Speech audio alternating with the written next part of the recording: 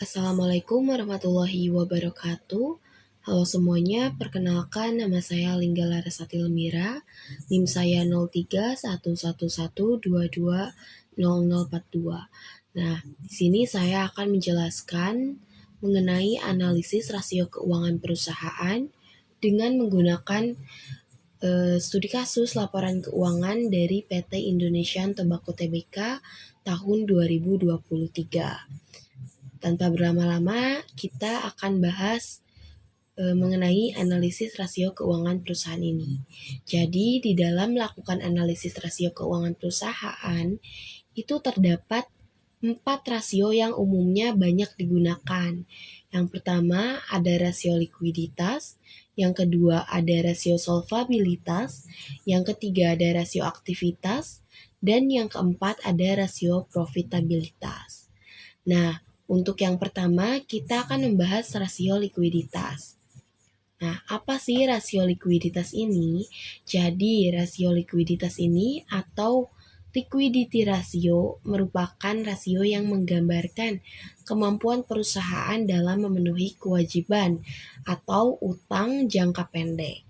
Nah, rasio likuiditas ini berfungsi untuk menunjukkan atau mengukur kemampuan perusahaan dalam memenuhi kewajibannya yang sudah jatuh tempo, baik itu kewajiban kepada pihak luar ataupun kewajiban di dalam perusahaan. Nah, di dalam rasio likuiditas ini dibagi menjadi 5 jenis. Yang pertama ada rasio lancar atau current ratio. Nah, rasio lancar ini digunakan untuk mengukur kemampuan perusahaan dalam membayar kewajiban jangka pendek atau utang yang akan segera jatuh tempo. Nah, dengan kata lain, rasio ini mengukur seberapa banyak aktiva lancar yang tersedia untuk menutupi kewajiban jangka pendek yang segera jatuh tempo. Nah, rumus dari current ratio ini yaitu current asset atau aktiva lancar dibagi current liability atau utang lancar. Nah, perhitungan rasio lancar pada laporan keuangan PT Indonesian Tobacco Tbk tahun 2023 adalah sebagai berikut, di mana jumlah aset lancar pada tahun 2023 itu sebesar 141 miliar 368 juta 524.710 rupiah. Dan total liabilitas jangka pendek atau utang lancarnya yaitu sebesar 138 juta 138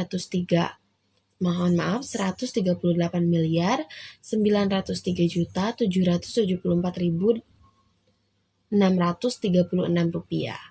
Nah, kita sudah mengetahui jumlah aset lancar dan jumlah utang lancar di laporan keuangan PT Indonesian Tobacco Tbk. Tinggal kita masukkan ke dalam rumus. Tadi rumusnya aktiva lancar dibagi utang lancar. Berarti aktiva lancarnya yaitu 141 miliar 368 juta 524.710 rupiah dibagi dengan total utang lancar yaitu sebesar 138 juta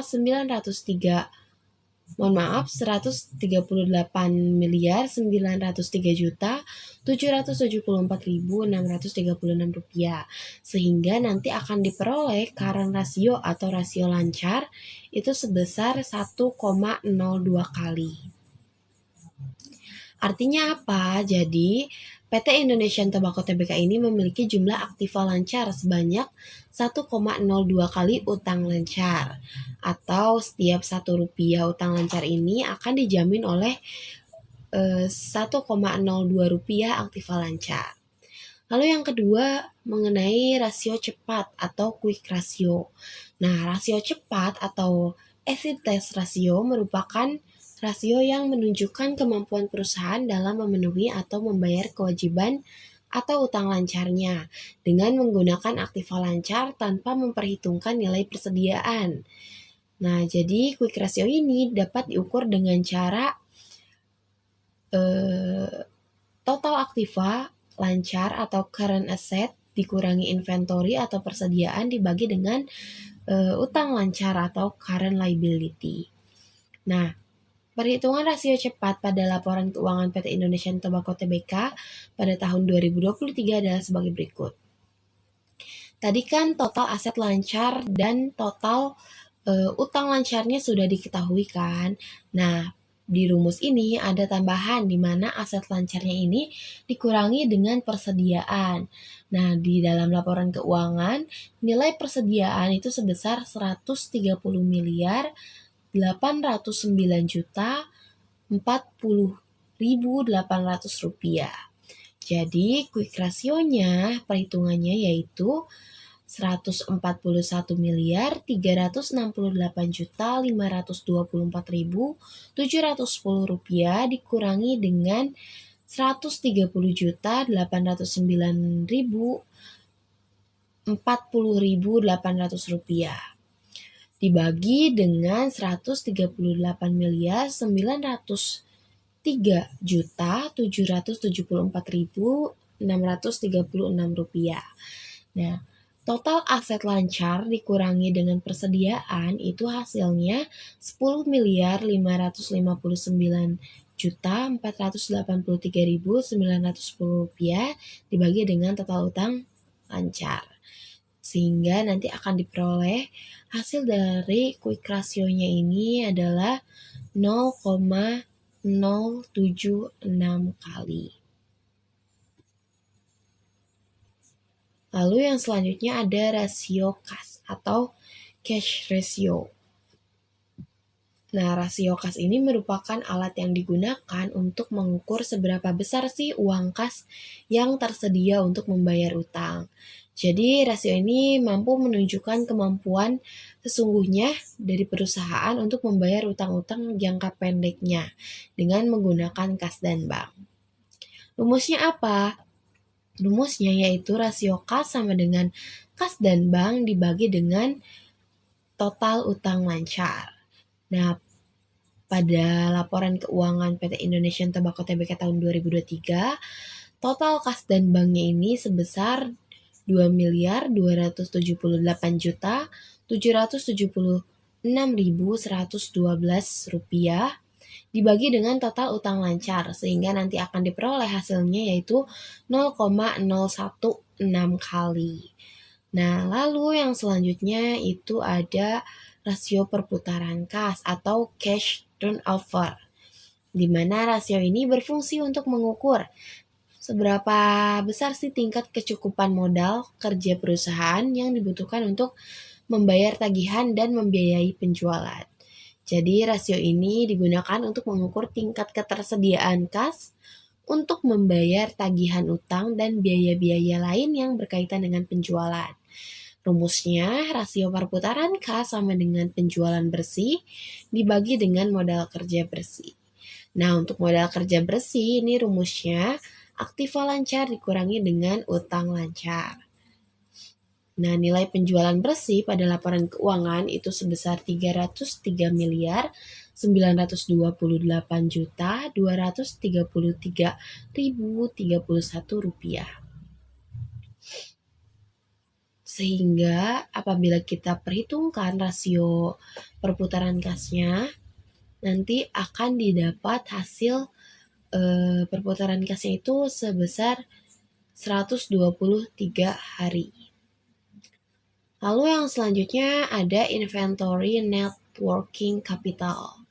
Ini merupakan rasio yang digunakan untuk mengukur atau membandingkan antara jumlah inventory dengan jumlah inventory atau persediaan yang ada dengan modal kerja perusahaan. Tadi modal kerjanya sudah dihitung dan kita sekarang mencari inventory di mana nilai inventory pada tahun 2023 itu sebesar 130 miliar 809 juta 40.800 rupiah. Sehingga apabila diperhitungkan itu nilai inventory to net working capital itu sebesar 53,07 kali. Nah, ini untuk rasio likuiditas. Lalu bagaimana untuk rasio solvabilitas? Nah, selanjutnya ada rasio solvabilitas di mana rasio solvabilitas atau leverage ratio ini merupakan rasio yang digunakan untuk mengukur sejauh mana sih aktiva perusahaan ini dibiayai dengan utang. Jadi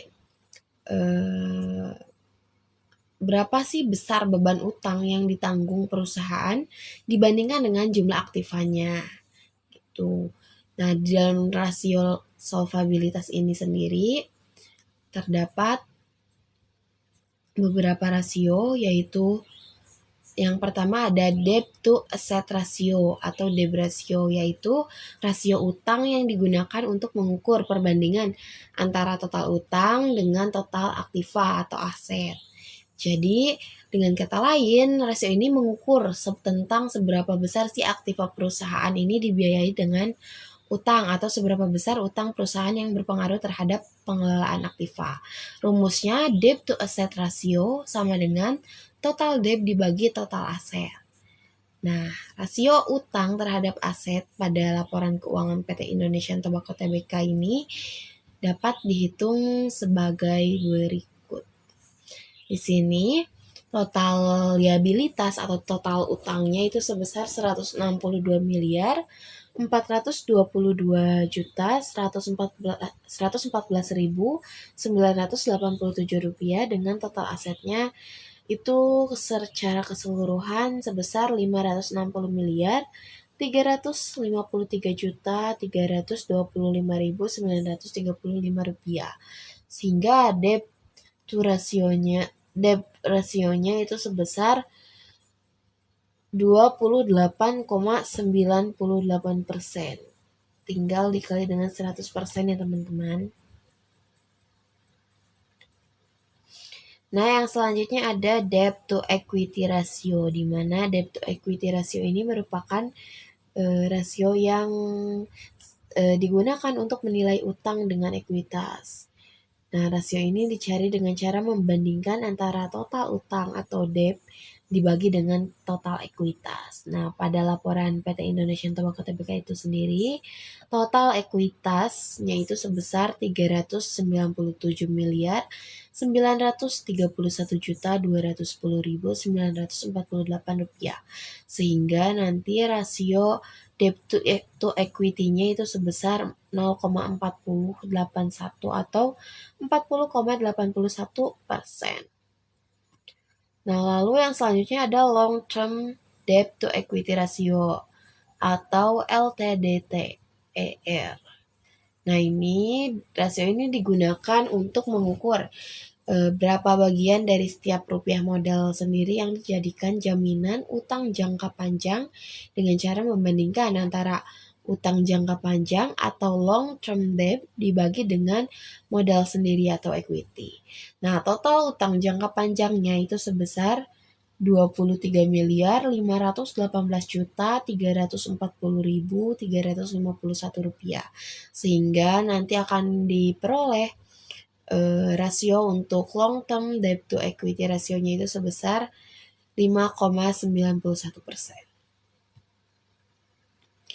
Lalu ada rasio time interest earned atau rasio yang digunakan untuk mencari jumlah kali perolehan bunga. Jadi rasio ini dapat mengukur kemampuan perusahaan untuk membayar biaya bunga, sama kayak coverage ratio. Rumusnya apa? Rumusnya berarti time interest earned sama dengan earning before interest and tax dibagi dengan biaya bunga atau interest. Nah, untuk biaya bunga sendiri di dalam laporan keuangan itu biasanya disebut sebagai beban keuangan. Nah, di sini laba brutonya itu sebesar 75 miliar sekian dengan beban keuangannya sebesar 12 miliar 657 juta 427.659 rupiah. Sehingga nanti akan diperoleh time interest earned-nya itu sebesar 5,95 atau 5,96 kali karena dibulatkan. Lalu yang selanjutnya ada Fixed Charge Coverage atau FCC, di mana ini merupakan rasio sama kayak time interest earned, namun bedanya apabila perusahaan memperoleh utang jangka panjang atau menyewa aktiva berdasarkan kontrak sewa. Jadi nanti gross profit-nya itu ada tambahan rumus di mana gross profit-nya ditambah biaya bunga lalu ditambah kewajiban sewa atau lease dibagi dengan biaya bunga ditambah kewajiban sewa. Nah, di dalam laporan keuangan sendiri dia beban keuangannya 12 miliar sekian, lalu laba sebelum pajaknya itu, mohon maaf ya tadi yang di atas bukan gross profit tapi EBT, earning before tax. Sini laba sebelum pajaknya itu sebesar 36 miliar 218 juta sekian. Lalu liabilitas sewanya itu sebesar 2 miliar 325 454 385. Nah, lalu kita dapat hitung fixed charge coverage-nya berapa. Tinggal dimasukkan nominal-nominal yang tadi ke dalam rumus sehingga nanti akan diperoleh bahwa rasio FCC-nya itu sebesar 3,42 kali. Seperti itu. Nah, kita lanjut ke rasio aktivitas. Di mana rasio aktivitas ini merupakan rasio yang digunakan untuk mengukur efektivitas perusahaan dalam menggunakan aktiva yang dimilikinya. Jadi si rasio ini digunakan untuk mengukur tingkat efisiensi atau efektivitas pemanfaatan sumber daya oleh perusahaan. Nah, di sini ada jenisnya. Yang pertama ada rasio perputaran piutang atau receivable turnover, di mana rasio ini merupakan rasio yang digunakan untuk mengukur berapa lama sih penagihan piutang selama satu periode atau berapa kali dana yang ditanam dalam piutang ini berputar dalam satu periode. Nah, jadi semakin tinggi rasio ini menunjukkan bahwa modal kerja yang ditanamkan itu akan semakin rendah. Sehingga nanti kondisi perusahaannya dinilai akan semakin baik. Rumusnya apa? Receivable turnover itu sama dengan penjualan kredit atau penjualan dibagi dengan rata-rata piutang. Sini penjualannya itu sebesar 303 miliar 928 juta 233.031 rupiah dengan total piutang rata-rata piutang. Jadi rata-rata piutang ini dihitung dengan cara menambah piutang awal tahun ditambah dengan piutang akhir tahun dibagi dengan 2. Nah, seperti itu sehingga nanti diperoleh rata-rata piutangnya itu sebesar 7 miliar 224 juta 907.113 rupiah. Sehingga nanti akan terlihat bahwa rasio perputaran piutangnya atau receivable turnover itu sebesar 42,7 lah ya, 07. Lalu yang selanjutnya ada rasio days of receivable atau hari rata-rata penagihan piutang.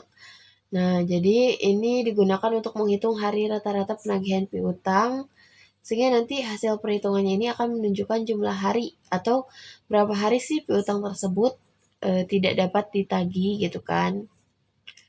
Lalu di sini ada perhitungannya, rumusnya dulu. Di sini rumusnya days of receivable sama dengan piutang rata-rata dikali 360 hari dibagi dengan penjualan. Di sini tadi sudah diketahui piutang rata-ratanya berapa, berarti kita tinggal memasukkan ke rumus sehingga nanti diperoleh bahwa days of receivable-nya itu sebanyak 8,557 atau kita bulatkan menjadi 9 hari untuk penagihannya. Lalu yang selanjutnya ada rasio perputaran persediaan atau inventory turnover, di mana ini merupakan rasio yang digunakan untuk mengukur berapa kali sih dana yang ditanam dalam persediaan itu dapat berputar dalam suatu periode. Nah, rumusnya inventory turnover sama dengan penjualan dibagi dengan persediaan. Nah, tadi total penjualannya sudah diketahui sebesar segini. Lalu persediaannya ini tinggal dimasukkan ke dalam rumus. Rumusnya nanti akan diperoleh bahwa inventory turnover-nya atau perputaran persediaannya itu sebesar 2,32 kali. Lalu yang selanjutnya ada days of inventory. Di sini berarti 360 dibagi dengan inventory turnover. Sehingga days of inventory-nya itu 180 hari. Lalu yang selanjutnya ada perputaran modal kerja atau net working capital turnover. Nah, perputaran modal kerja ini merupakan suatu rasio yang digunakan untuk mengukur atau menilai keefektifan modal kerja perusahaan selama periode tertentu. Artinya, seberapa banyak modal yang berputar selama satu periode dalam suatu periode. Nah, di sini rumusnya perputaran modal kerja sama dengan penjualan bersih dibagi dengan modal kerja. Tinggal dimasukkan ke dalam rumus sehingga nanti diperoleh fixed charge coverage-nya itu sebesar 123 hari. Sebentar, takut saya salah.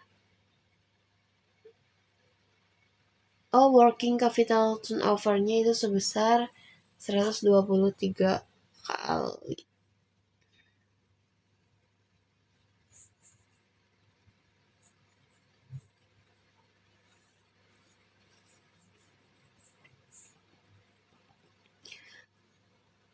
Nah, yang selanjutnya ada rasio fixed asset turnover atau perputaran aktiva tetap.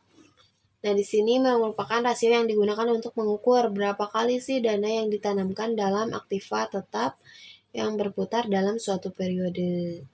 Nah, rumusnya itu fixed asset turnover sama dengan penjualan dibagi dengan total aktiva tetap. Nah, dalam laporan keuangan penjualannya 303 miliar sekian dibagi dengan total aset tidak lancarnya itu sebesar 418 miliar sekian. Sehingga nanti diperoleh nih fixed asset to turnover-nya itu berapa? Mohon maaf salah tadi, networking ya. Itu apa sih? Working capital turnover-nya itu berapa? Berarti 123,30996.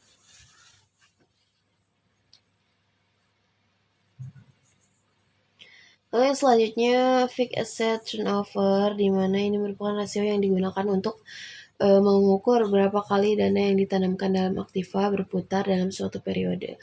Rumusnya penjualan dibagi total aktiva tetap. Sehingga nanti akan diperoleh nih dari yang laporan keuangan itu fixed asset turnover-nya sebesar 0,73 atau 72. Lalu di sini ada total asset turnover, di mana ini gak beda jauh sama fixed asset turnover, cuman yang dipakainya itu total aset yang menjadi pembagi di rumusnya itu total aset. Nah, ketika dihitung dan dimasukkan nominal yang ada di dalam laporan keuangan itu total asset turnover-nya sebesar 0,542 kali. Nah, lalu yang terakhir ada rasio profitabilitas. Ini merupakan rasio yang banyak sekali jenisnya. Nah, di sini dijelaskan bahwa rasio profitabilitas merupakan rasio yang digunakan untuk menilai kemampuan perusahaan dalam mencari keuntungan. Nah, rasio ini juga memberikan ukuran tingkat efektivitas manajemen suatu perusahaan. Hal ini ditunjukkan oleh laba yang dihasilkan oleh penjualan dan pendapatan investasi. Nah, dalam rasio profitabilitas ini terdapat rasio profitabilitas atau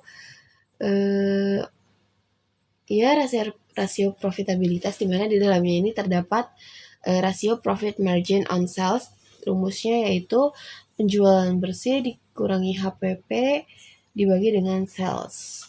Sini penjualan bersihnya 303 miliar sekian dikurangi dengan HPP 228 miliar sekian dan dibagi dengan penjualan.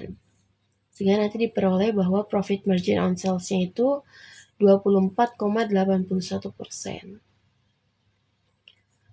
Lalu yang kedua ada hasil pengembalian aset atau return on asset atau ROA, di mana return on total asset ini merupakan rasio yang menunjukkan hasil atau return atas jumlah aktiva yang digunakan dalam suatu perusahaan. Nah, ROA ini merupakan suatu ukuran tentang efektivitas manajemen dalam mengelola asetnya. Rumusnya apa? Rumusnya berarti earning after interest and tax, berarti EAIT dibagi dengan total aset. Sehingga nanti diperoleh hasilnya yaitu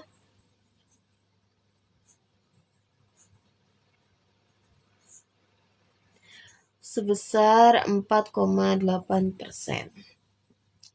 Lalu yang selanjutnya ada hasil pengembalian investasi karena di laporan keuangan tidak ditemukan jumlah total investasinya, maka ini tidak diperhitungkan. Namun rasio investasi ini merupakan rasio yang menunjukkan hasil atau return atas jumlah investasi yang dimiliki suatu perusahaan. Rumusnya EAIT dibagi dengan total investment. Nah, lalu yang selanjutnya ada ROE, di mana ROE atau return on equity ini merupakan rasio yang digunakan untuk mengukur laba bersih sesudah pajak dengan modal sendiri. Nah, rumusnya ROE sama dengan earning after interest and tax dibagi dengan equity. Sehingga nanti diperoleh perhitungannya laba sebelum pajak penghasilnya dia 9 miliar sekian kan.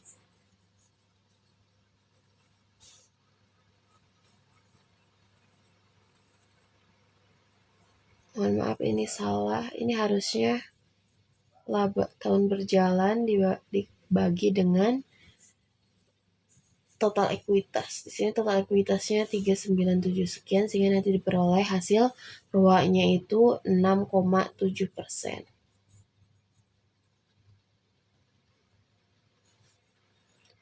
Nah, lalu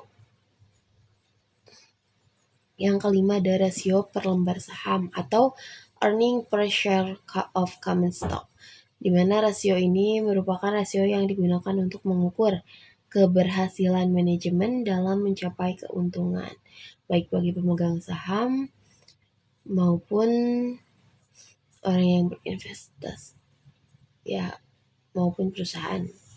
Rumusnya apa? Rumusnya laba per lembar saham sama dengan saham biasa dibagi saham biasa yang beredar. Sehingga nanti diperoleh hasilnya itu sebesar 40,29 rupiah. Nah, yang selanjutnya ada hasilnya, di mana ini merupakan hasil dari semua perhitungan yang dibandingkan dengan standar industri yang berlaku. Ini rasio likuiditas, dia rasio lancarnya kan 1,02 kali, terus standar industrinya 1 kali. Jadi untuk rasio lancar ini semakin tinggi, rasionya semakin baik gitu kan. Lalu untuk rasio cepat, quick ratio, dia 0,07 kali, terus standar industrinya 1 kali. Berarti kan masih kurang dari standar industri, sehingga kondisi perusahaannya ini akan menjadi kurang baik gitu. Lalu ada rasio kas atau cost ratio, yaitu rasio yang digunakan kayak tadi ya untuk mengukur perbandingan antara kas dengan utang lancar. Nah, di sini hasilnya tuh rasio kasnya tuh 1,64%, sedangkan di standar industri itu 1,5%. Sehingga rasio perusahaan itu lebih besar dari standar industri yang berlaku dan perusahaan berada di dalam kondisi yang baik. Lalu yang selanjutnya ada rasio perputaran kas atau cash turnover. Itu nilainya 1,23,31 kali, sedangkan untuk di standar industrinya itu 120 kali. Sehingga ini nilai rasio ini melebihi dari standar industri. Sehingga perusahaan dalam kondisi baik-baik saja. Lalu selanjutnya ada rasio solvabilitas, di mana rasio debt to asset ratio atau DAR itu nilainya 28,98%. Sedangkan standar industri yang berlakunya tuh cuma 30%. Sehingga bisa dinilai bahwa debt to asset ratio pada laporan keuangannya itu menurun kan, atau kurang dari standar industri, sehingga perusahaan ini dalam kondisi yang kurang baik. Lalu yang selanjutnya ada debt to equity ratio, yaitu rasionya itu sebesar 40,82%, sedangkan standar industrinya 45%.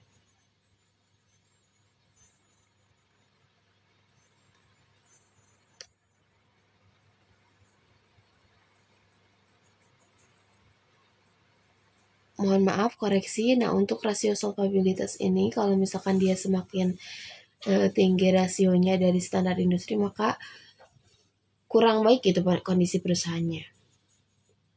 Dan selanjutnya ada rasio LTDER, itu nilai rasionya 5,9 kali, sedangkan 5,9%, sedangkan standar industrinya 6%. Nah, ini kan masih di bawah standar industri ya, berarti perusahaannya aman gitu. Nah, ini pun yang atas juga di bawah standar industri. Mohon maaf, saya lupa tadi apabila ada kesalahan dalam menjelaskan ya. Ini koreksi, kalau misalkan rasionya kurang dari standar industri, maka kondisi perusahaannya baik gitu kan. Karena rasio solvabilitas ini berhubungan dengan utang gitu. Nah, lalu yang selanjutnya ada rasio aktivitas, ada rasio perputaran piutang, hari rata-rata. Nah, di sini rasio perputaran piutangnya 3,42 kali. Sedangkan standar industrinya itu 3 kali. Berarti kan dia lebih banyak perputaran piutangnya. Sehingga dapat dinilai bahwa kondisi perusahaannya bagus gitu. Lalu rata-rata penagihan piutangnya 9 hari. Sedangkan standar industrinya 10 hari. Berarti ini kondisinya baik karena piutang ini semakin dekat ditagih itu semakin bagus gitu. Lalu ada rasio perputaran persediaan, days inventory, lalu ada perputaran modal kerja, fixed asset turnover, sama total asset turnover. Sini total asset turnover-nya 1 kali, sedangkan standar industrinya 1,5 kali.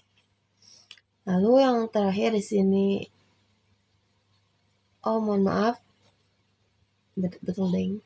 Lalu yang terakhir di sini ada rasio profitabilitas, di mana profit margin on sales-nya itu 24,81%, sedangkan standar industrinya 21%. Sehingga dapat ditinjau bahwa perusahaan ini dalam kondisi baik karena dapat menghasilkan profit atau laba sebesar 24,81%.